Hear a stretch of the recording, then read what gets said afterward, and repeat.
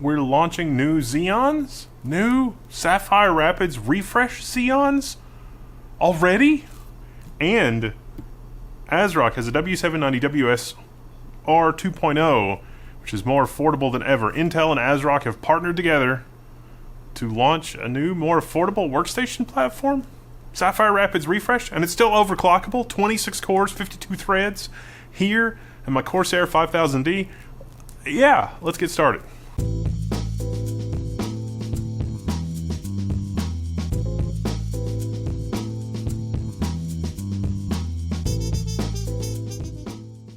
Alright, so first up, check it out. Intel is launching new Xeon Workstation CPUs.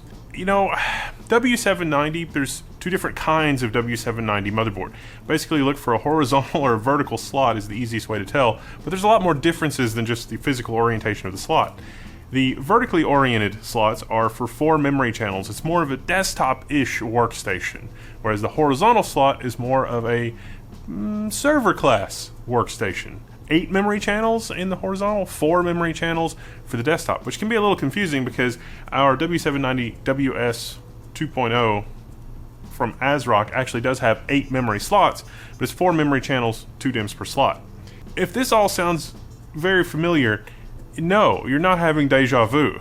I did several videos on both the 2000 series and the 3000 series Xeon CPUs not that long ago, including our Falcon Northwest 56-core monster machine learning system, which I will be refreshing with the new Xeon 3000 series CPUs and taking a look at that with RTX 5880 GPUs for the best of both worlds between OpenVINO and everything Intel has. But for this is the more affordable platform because it's 4 memory channels.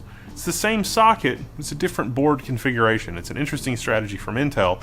And this W790WS from ASRock is the most affordable it has ever been at just under $500. Now in order to achieve that, if we take a quick look at our board, ASRock has had to cut things to the bone.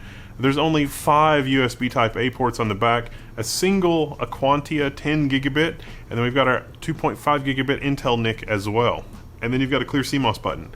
And that's basically all you've got. It does have, solder options, so you could have an alternative version of this motherboard with more USB ports or a different layout or whatever. But again, let's remember this is a workstation. I think a lot of people really don't care.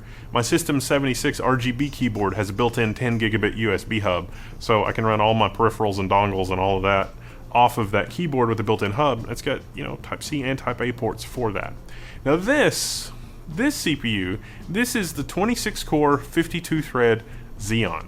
And the performance of this thing screams out of the box, up to 250 watts TDP, but it is overclockable. And if you remember, one of the things that I liked about the original Sapphire Rapids launch was that there were several overclockable SKUs included in both the 4 and the 8 memory channel configuration. Well, this is 4 memory channels, and this thing can use a lot of power, and it can run really amazingly well with an overclock. Now to start, I'm using a Nacho Tower cooler, just dual 120 millimeter push-pull configuration, nothing fancy. And we're going to try that in an overclocked and a non-overclocked configuration, but this is literally 26 P-cores. It's not E-cores and P-cores like you would have on a desktop class CPUs. This is all performance cores all the time. Intel's idea with this kind of a workstation is that this board would be able to support up to, say, 4 RTX 6000 GPUs. And yes, ASRock didn't skimp on that. It has the extra power inputs to be able to support the 75 watts per GPU extra in terms of 12 volt power delivery that is required to support that many GPUs. Now 4 of our 5 X16 slots are Gen 5 X16. This platform has a total of about 64 PCIe Gen 5 lanes, and the other slot is PCIe 4.0 X16. It's not really a lot that's changed. If you're really interested in this board, check out my review of the 1.0 version of this board, but other than making it a little more cost efficient, this is the 2.0 version of the board. Interestingly, Intel dropped a little bit of a bombshell on their press pre-briefing for this board and this setup, and specifically, that is, Intel had commissioned a report on what is the breakdown of workstations and how are they being used in terms of operating system, like what software is on them and so on and so forth. And Intel shared a little bit of a bombshell with that. Linux workstations for this kind of a setup, 15% according to their market research.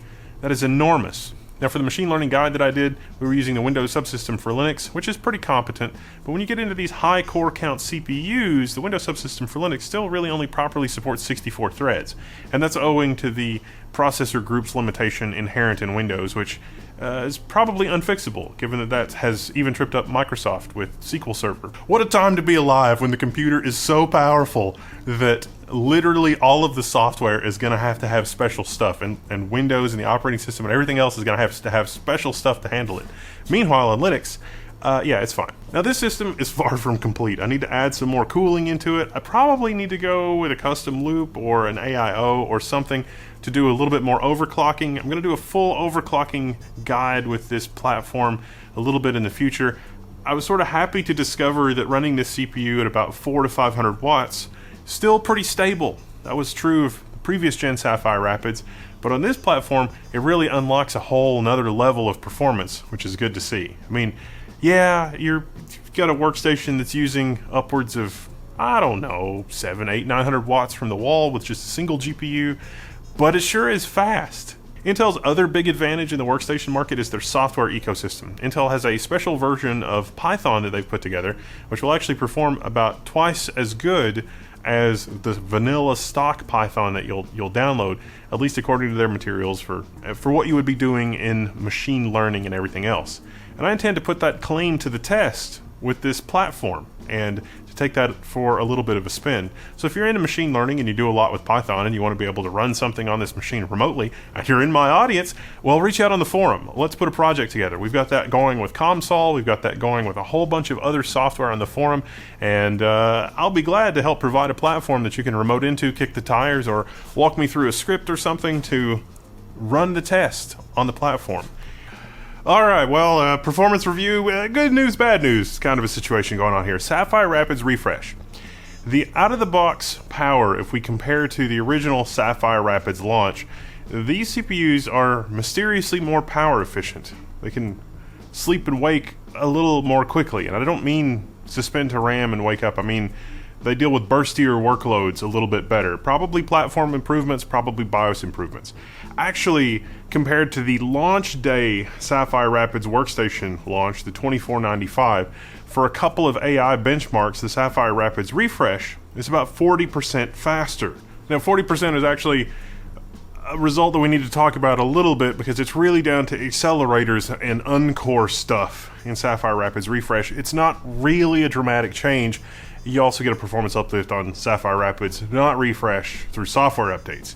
Very carefully said, launch day updates, because the launch day Sapphire Rapids, it had some warts that were worked out in BIOS updates. Now, if we talk about performance at the wall, for basically the same wattage, you get a geo-mean performance improvement of about 8%. So, Sapphire Rapids refresh. It's a refresh. It's about as much performance uplift as Intel did from 13th to 14th generation. Now, in terms of basic performance, the stuff that lives on those P cores is more like a 6 to 8% performance uplift. Most of the performance uplift seems to come from better management of things under load and a better memory interface. Speaking of which, DDR5 4800 officially supported, but I did all of my testing at DDR5 5600. And actually, somewhat concerningly, in the BIOS, it looks like DDR5 4400 is what it defaults to, and that may have to do with the fact that on this platform you only have 4 memory channels, but there's 8 memory slots, and when you have 2 memory slots routed, even if you're not using the other 2, that has a negative impact on the maximum DDR5 memory speed that you're able to use. Nevertheless, DDR5 4800 is what Intel Arc officially says is supported. I think that you can count on DDR5 4400 with a single DIMM per channel a little more realistically, or if you're willing to go into overclock territory, you can get DDR5 5600. Now, I've only got the X variants of these CPUs. One thing that I'm super curious about is a workstation based on the non-X variants. Would you be able to run DDR5 5600? And honestly, I don't know the answer to that question. I mean, it wouldn't officially be supported, but does it work anyway is what I'm curious about. Now, if you get a workstation from Dell, I noticed that the shipping configurations from Dell, actually getting hands-on with the Dell workstation as I was getting this together, it literally came in like 4 hours ago. It was DDR5 4400 out of the box. But then, that may just be a Dell thing. on our ASRock W790 R2.0 platform in terms of stability and burn-in testing over the last week. It has been a dream. So it's very nice to see that ASRock is bringing the stability, even though, yeah, they have sort of cut down the features for this board for cost reasons. Now, the other performance I want to talk about is Python, because over its Threadripper counterparts, it's a 2x. This platform 2x's Threadripper, 32-core Threadripper versus, but again, software optimizations. It's down to Intel and those crazy programmers squeezing out every last ounce of performance. And this is where AMD has kind of been sleeping for a while, or maybe all their programmers are busy doing other things. Intel has the MKL, and they have one API, and they have all of these other things. These are a huge asset. Intel has had some struggles of late. This physical hardware is not affected by those struggles because of a lot of reasons that I don't need to get into in this video, but this is a solid workstation platform as far as I can tell, and the Sapphire Rapids machines I've been using continuously around the clock since the original Sapphire Rapids workstations launched, including my Falcon Northwest 56-core system. Continuous usage, even with an overclock. Very good stability, no regressions, no degradation, nothing. Launch day issues with the original Sapphire Rapids launch, those have been worked out. That is very nice to see. Historically, Intel has more quality assurance and quality control on these platforms. Python, twice as fast, is really down to software optimizations that Intel was able to do for their platform. I've been banging on it, and I haven't been able to get those optimizations to run anyway on the Threadripper platform, but if we take away those software optimizations, this is still about a 1.3x per core. And if we look at our COMSOL benchmarks, for both the long and the short COMSOL benchmarks, these systems are posting very good results. Now, COMSOL really likes memory bandwidth, and I don't have an 8 memory channel upgrade to this platform yet. That's going to be a separate review. Look for that. That's a 3000 series Xeon workstation processors. Going to get the X, going to upgrade my Falcon Northwest system, or build another one or something, but 8 memory channels, that's going to be in another video. COMSOL posts very, very good results here. With only 28 cores, it is matching a 32-core Threadripper system. You win some, you lose some, depending on what sort of scientific compute that you're doing. But remember, COMSOL on the Windows platform is kind of optimized for the Intel platform. You can actually tell COMSOL to use the Intel math libraries on AMD's platform and see a lot, but not all, of the same performance benefit. Now, it's important to realize that with the 32-core Threadripper, as we go through the benchmarks, a 32-core Threadripper is still a 32-core Threadripper. For things like Cinebench, where it really benefits from having just 32 cores, 32 cores is really going to shine. The standout here for Intel Xeon, especially these refresh workstation CPUs, is how much performance per core they're getting out in a workstation context. The software optimizations, the platform, everything coming together on a per core basis that can meet that 32 core in some configuration scenarios is the part that's really impressive. Could also signal that, hey, AMD's going to have to do some more work to get their software end of things together, a little bit more optimization. It definitely shouldn't be the case that Intel's math library running on an AMD CPU is more efficient than the default math library, you know what I mean? And again, this is why AMD needs an army of programmers at the helm doing really amazing work, doing the optimizations, doing the software passes. This is probably something that's true even for the desktop OS, as we learned with the Ryzen 9000 series launch. A lot of performance left on the table just because of software launch timing and a couple of other things. Now, that might be Intel, that might be Microsoft, that might be Intel and Microsoft working together, best buds as they have been historically. I don't really know. But this is actually pretty good. Now, where this loses out to Threadripper, though, is in performance per watt.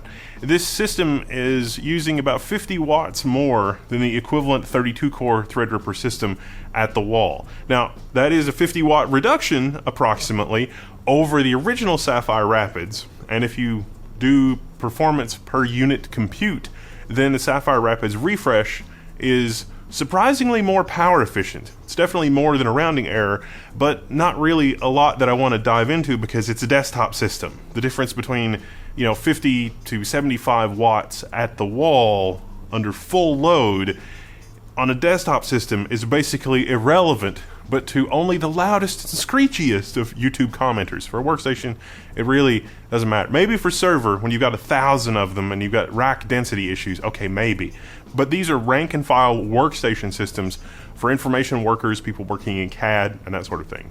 If you're into machine learning, this is also a good platform because you've got all the PCIe lanes, you can deploy GPUs, and I gotta say, it also goes really well with unholy experiments like our NVIDIA A30X. Now this is starting to get into a whole other video, but I wanted to show you this because this is such a cool piece of hardware. This isn't, is that 100 gigabit interfaces on the edge? Yes it is. And this is an out-of-band management interface. This is a whole machine on a GPU basically, or a GPU that's bolted onto a PCIe card that you can shove in a system like this, and it's designed for networking.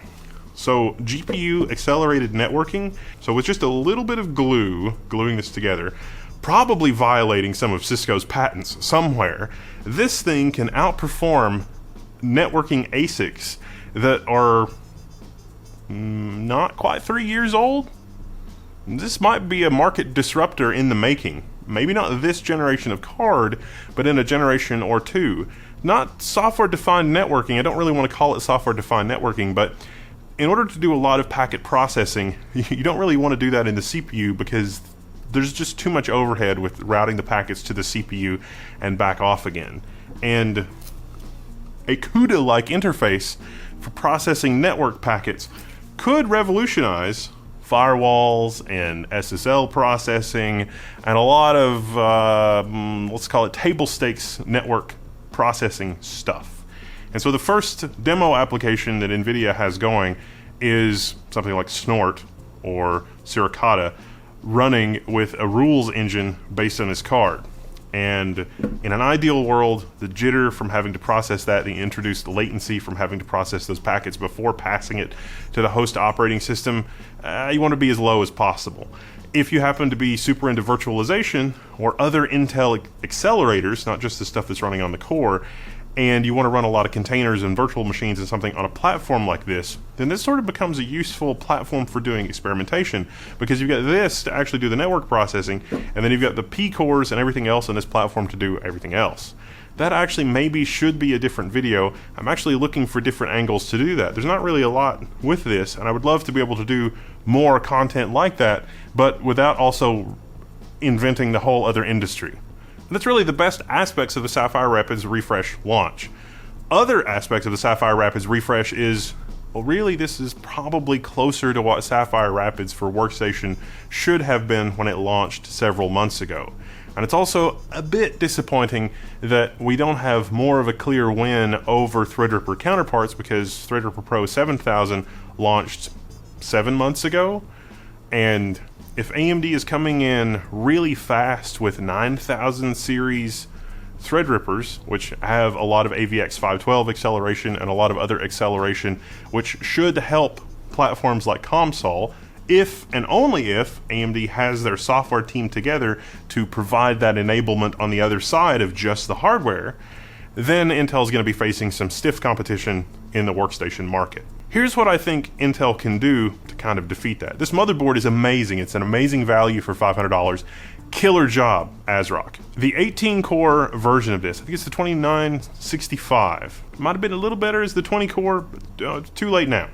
18-core, that's like $1,500 Newegg price. Make it really easy for enthusiasts to buy Intel for $999. $999 for the CPU, $500 for the motherboard, 4 DDR5 registered ECC memory. That as a platform, $500 motherboard, $999 processor, magical. Doesn't really matter, it just needs to be more than 16 cores. 20 cores would have been perfect. I'll take 22. I don't see Intel offering a 22-core Sapphire Rapids refresh CPU for $1,000, but hey, maybe. Bottom line, dollars for dollars, this 28-core CPU in a lot of workloads matches the 32-core Threadripper, beats it when you're looking at accelerators that are enabled on this CPU, but the cost parity, basically the same. Speaking of accelerators, this CPU does not have server-class accelerators, and I always get the question, why don't the workstation CPUs have the same accelerators as server? And Intel just doesn't see the overlap between those two parts. One other thing that I'll leave you with, which is a bit of a quirk, C1E auto demotion, this option in BIOS. For some reason, on Sapphire Rapids Refresh in a workstation scenario, when you run a benchmark, it performs really well in a benchmark, but if you're just using the operating system, it just feels weird. And it turns out the feeling weird part is actually something to do with C6 states, or C1 promotion and demotion. I asked Intel about this, but you know, they didn't really get back to me in time for making this video as to what this might be, but toggle this option on in BIOS and you'll have a better interactive user experience. And it doesn't really make much of a difference in benchmarks, but you'll feel it if you use the machine. And this is true on Sapphire Rapids as well as Sapphire Rapids Refresh. It just depends on the board's BIOS configuration, defaults, whatever. I'm working on another video, kind of, sort of. If you want to help out with this, hit me up in the forum, Level 1 Techs.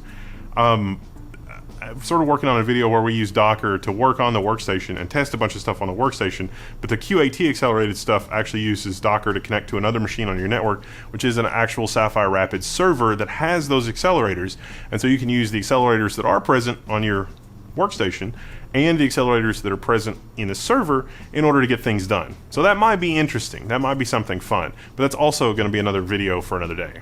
And that's pretty much it for the Sapphire Rapids Refresh. And again, this is just one CPU. I've only got the one. I am working on getting the monster CPU to upgrade with 8 memory channels in my Falcon Northwest system, which I think is still going to continue to be the ultimate machine learning workstation. I'm Wendell, Level 1. I'm signing out. You can find me in the Level 1 forums. Let me know if I missed anything. Our ComSol project, huge thanks to the folks on the forum. The ComSol project is basically driven by members like you that is helping me. It's like, this is what we need to test. I have to do this day in and day out, and I suffer a lot. Cool. Hit me up in the forum. Let's run some tests. All right, I'm signing out, and I'll see you there.